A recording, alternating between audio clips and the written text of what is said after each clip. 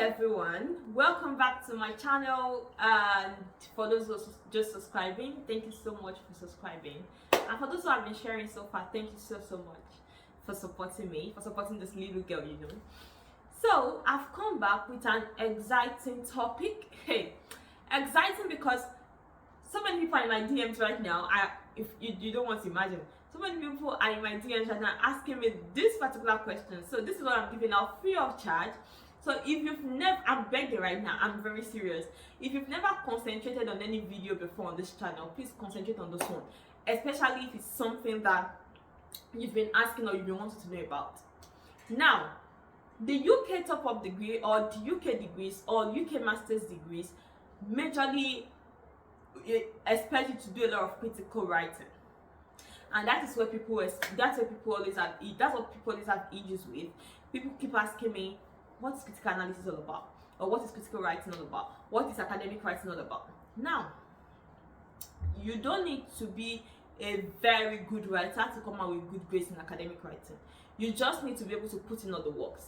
So apologies in advance, but I'm not going to be giving you like 1, 2, 3. If you do 1, 2, 3, you'll come out with the best grades. No, it takes a lot of work. So I'll be giving you all the tips around that. And if you follow the tips well, you should be able to come out with very good grades. These are the tips that worked for me, and I came out with a very good grade. I came out with the first class.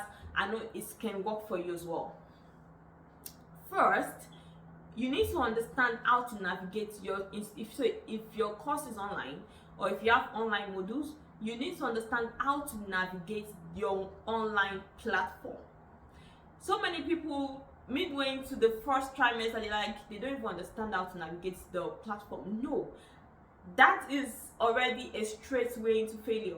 You need to be able to, you can dedicate a whole day just navigating the online platform. I know University of Derby uses Blackboard. You need to understand how to navigate that. Even before the course starts, maybe like the first week, once you have access on that platform, just navigate it. Try to look at it, what is this, what is that? Because this will really go a long way in helping you and to save you time as well. Now, if you've now let's imagine that you understand how to use the online learning platform. The second thing you need to do is you need to download your assessment brief and understand it. That assessment brief, please read this religiously, read it well, and understand the assessment brief. If you don't understand your assessment brief, you're not gonna be writing anything. Basically, you're not gonna be fulfilling the requirements for that module. So read the assessment brief and understand what they want you to do. So for the assessment brief, there is a learning outcome, there is what they want you to write and how they want you to go about it. Do they want you to write a case study? Are you going to be having sub-headings? Are you not going to be having sub-headings? Do they want a long essay? Do they want this? Do they want that?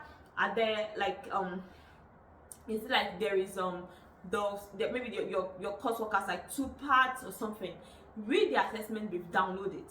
Download and read it. It's always available from the start of the program. Download it and read it. If you have issues with it, ask questions. Ask people. Review it by yourself. If you have questions, ask others.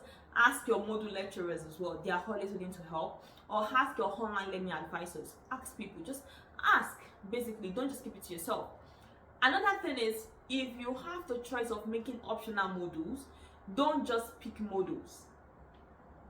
Now, I know a lot of us have passions for different things and want to go with our passions. Yeah, perfectly fine. But before you go into it, preferably if you have people that have done the course before you, ask them to share the assessment briefs with you. That way you can read the assessment brief and you can determine if it is really what you want. It's one thing for the course title to be captivating, another thing for the assessment brief to be what you think you want to do or what you are hopeful.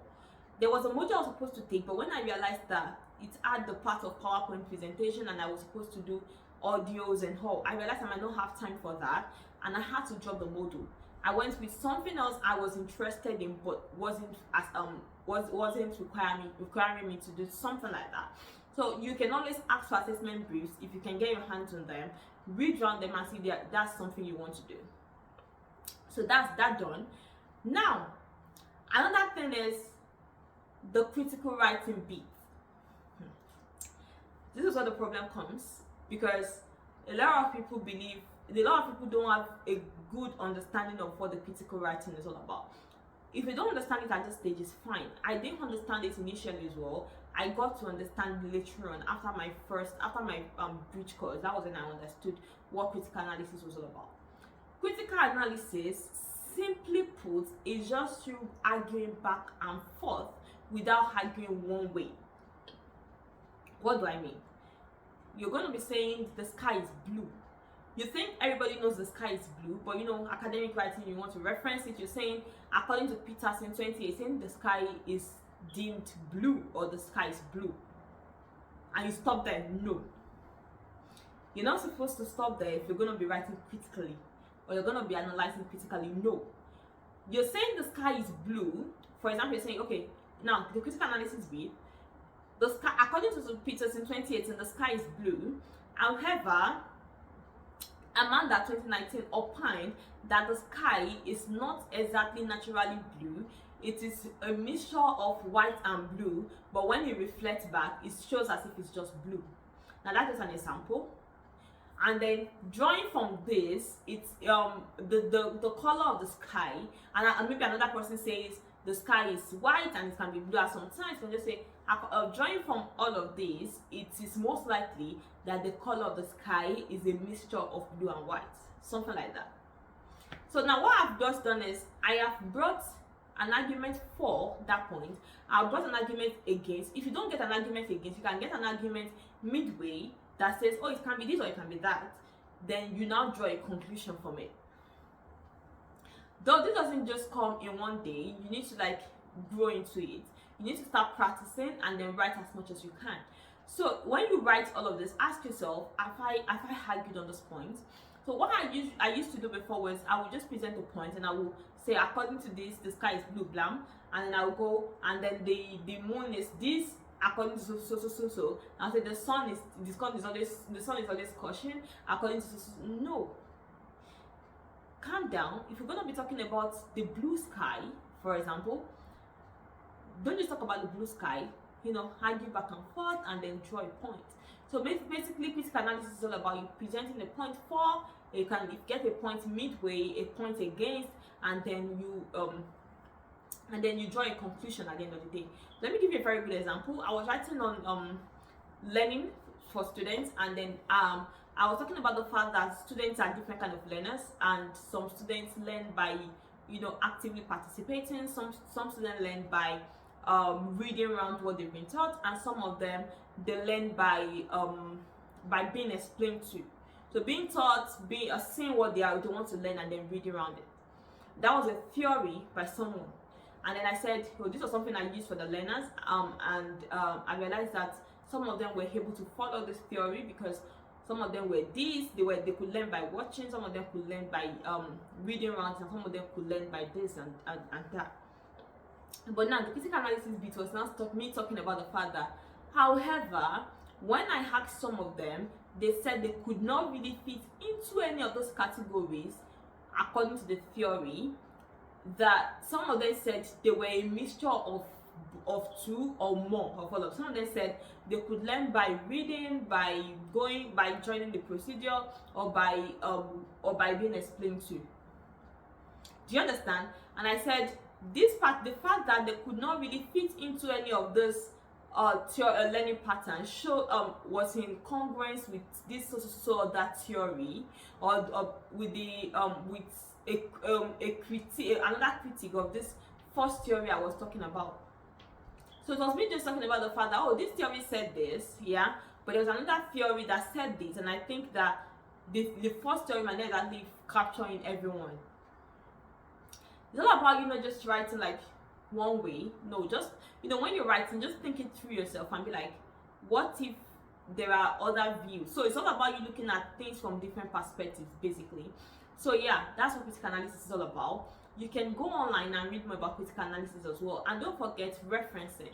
Referencing, whatever it is you're writing, don't just write from your head knowledge. Don't just write, I believe or I think. No. Write things that you know you can get references on. You can look. So when you go online to search, another question people have been asking, how do I get points? How do I get references and all? Go online, Google itself. itself is a very good tool, and some people will be like, no, you can't get peer-reviewed articles on Google. You can, but you have to watch out for what peer-reviewed articles or credible materials are all about.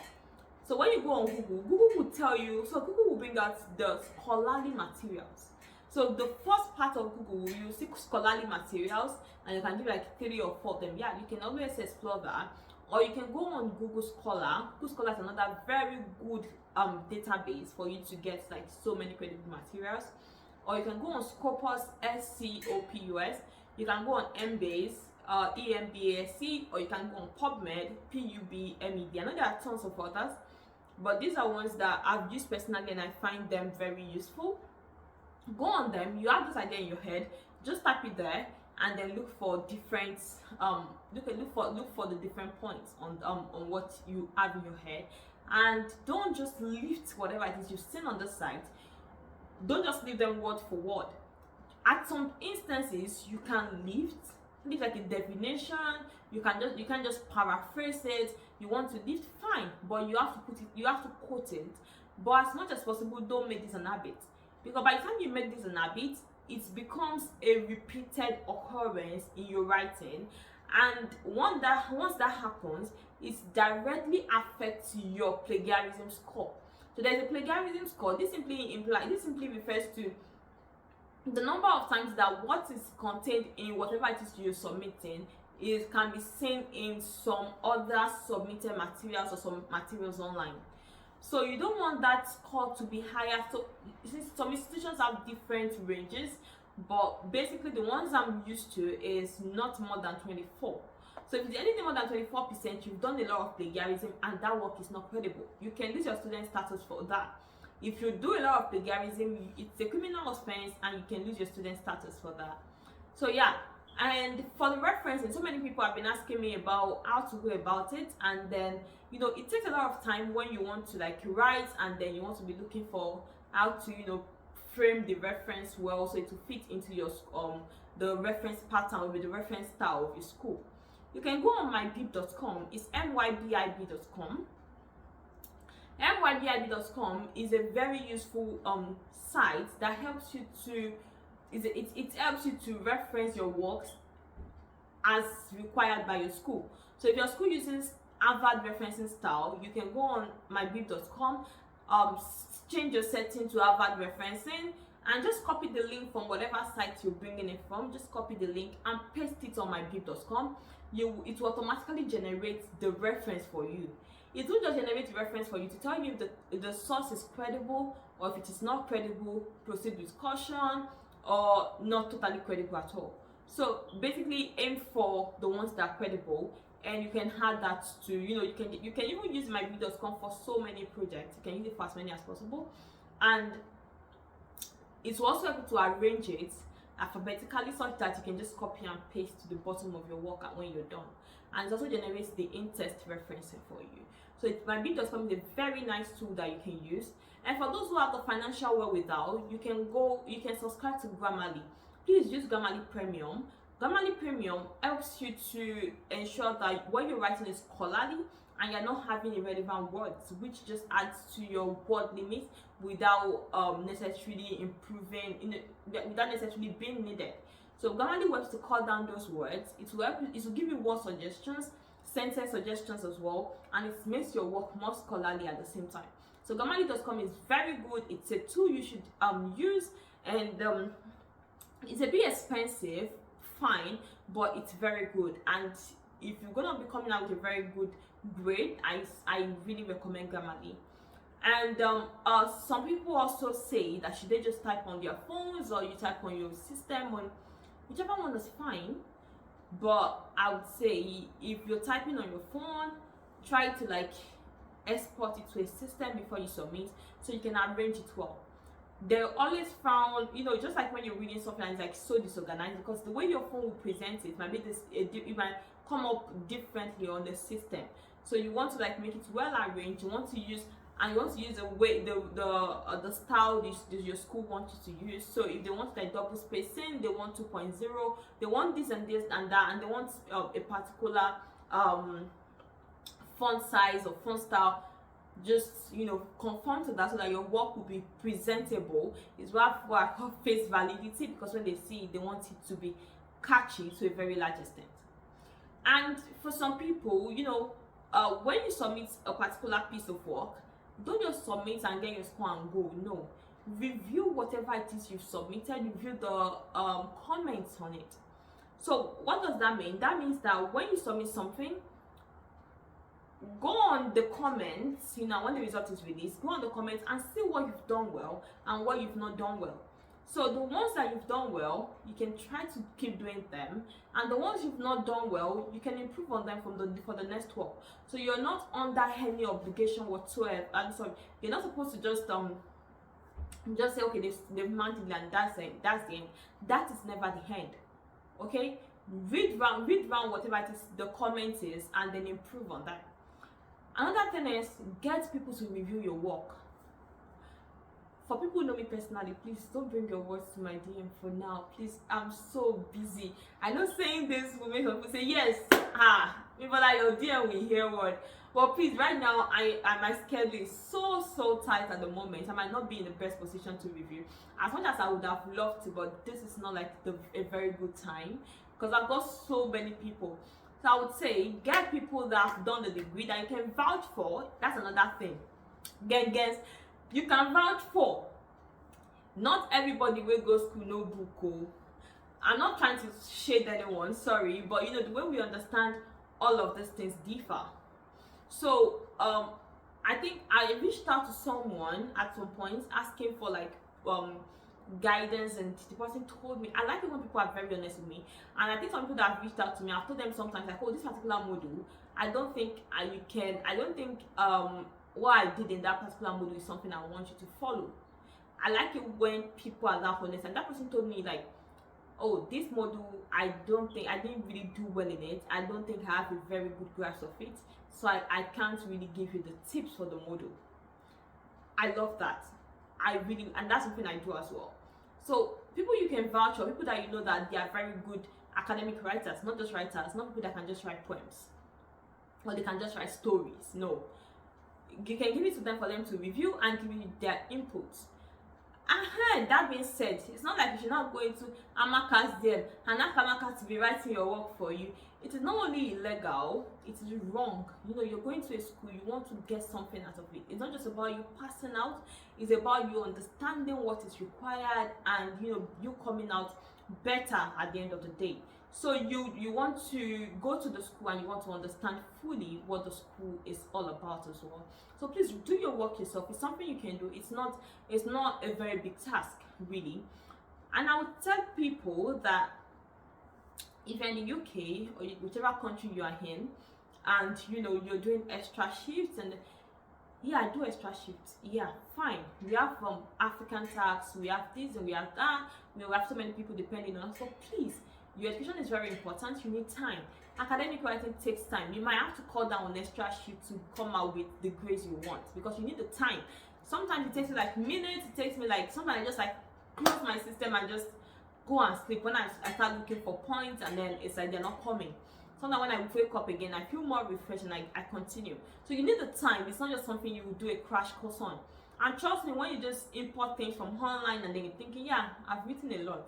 Number one, you might not be meeting what they want you to write, and then your plagiarism score will just be like climbing high. And at the same time, when you're writing, there are learning outcomes. Some people make the mistake of targeting the learning outcomes when they're writing. They want to like write on that learning outcome. No, you're writing based on whatever it is your assessment brief says, but you're keeping the learning outcome in mind. Learning outcome is saying you have to critically analyze this particular point.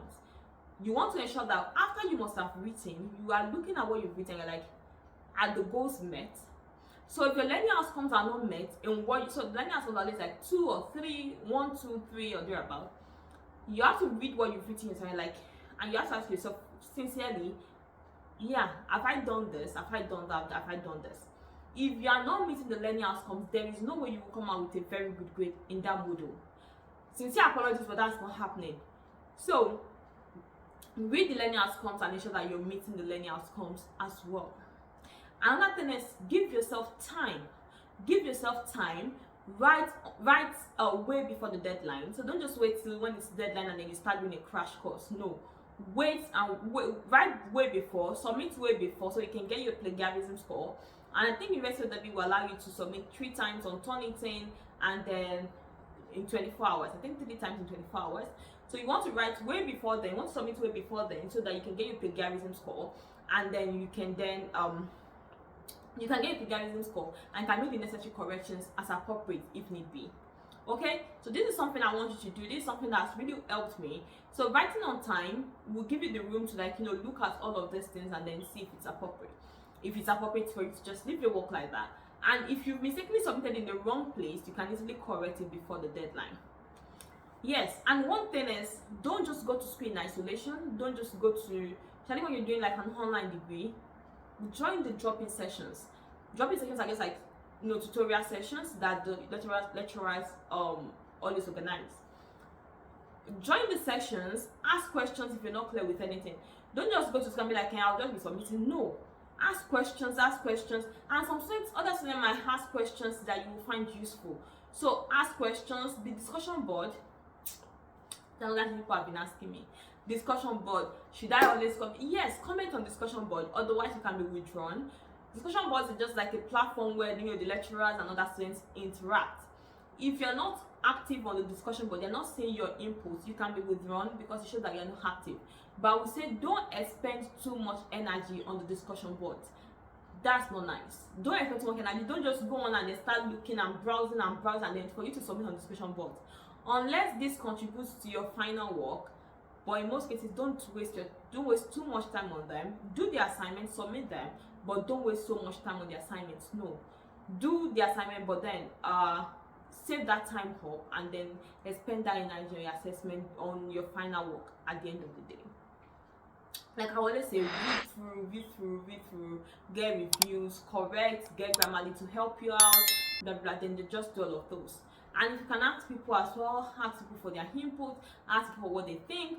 And if you want to also reach out to other people, ensure that the people you're reaching out to also have a good grasp of the whole course. There's no harm in asking them, sorry, do you think you are in the best position to help me with this? Do you think, now you're not to help you to write, obviously, but to help to give you tips or to explain better to you.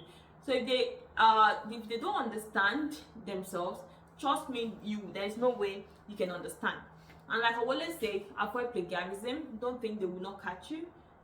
Whatever it is you're picking online, ensure that it is well referenced.